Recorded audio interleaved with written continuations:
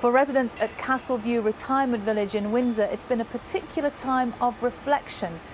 After living so close to where the Queen spent many of her weekends, Fiona Lambdin has been to meet some of the residents there. Occasionally at night I'll come up onto the Sky Lounge with my nightcap, and if the Royal Standard is flying, I'll turn to the castle and say, "Good night, ma'am." And I won't be able to do that anymore, which is rather sad. 87-year-old Alan is just one of the residents living in this retirement village opposite Windsor Castle. And inside, a tea party to celebrate the life of their neighbour, Queen Elizabeth II, in her historic reign.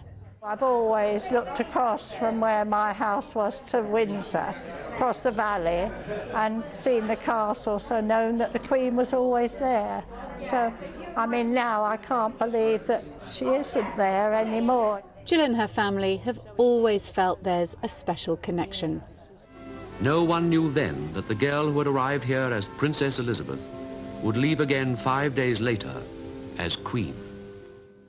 Her late husband was in Africa with the Queen when she learnt her father had died. Before I knew him, he was in the Air Force, and he was actually stationed in Kenya, in the very place that she was when she knew that she was made Queen. And then he was chosen to be one of her Guard of Honour. Very proud of the young Queen, and he always remembers that. When war broke out, the Queen and her sister were evacuated to Windsor Castle. And more recently, in lockdown, the Queen was seen horse riding in the castle grounds.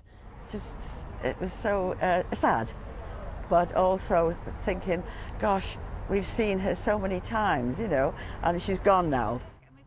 John and Margaret have lived next door to the castle for decades. They often saw the Queen and took plenty of photographs.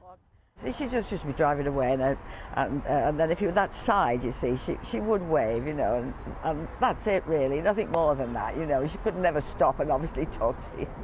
May he defend our laws and ever give us cause to sing with heart and voice, God save the King. We find 79-year-old Patricia learning the words for the new national anthem. As a child, her and her family would regularly bump into the royals in St James's Park.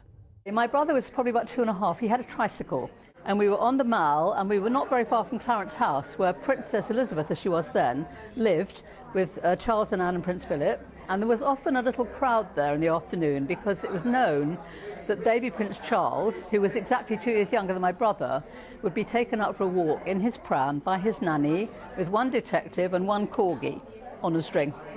And so they'd wait. It was all very respectful. My brother shot round the corner into this little road where Clarence House gate is, and there was a clang.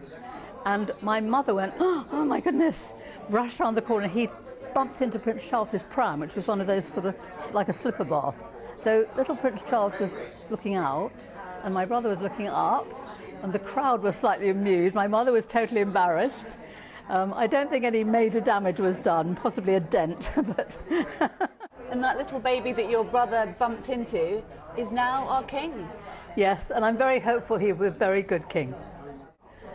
She is a figure who will never be forgotten in history, and I feel honoured in a way to have lived through her reign.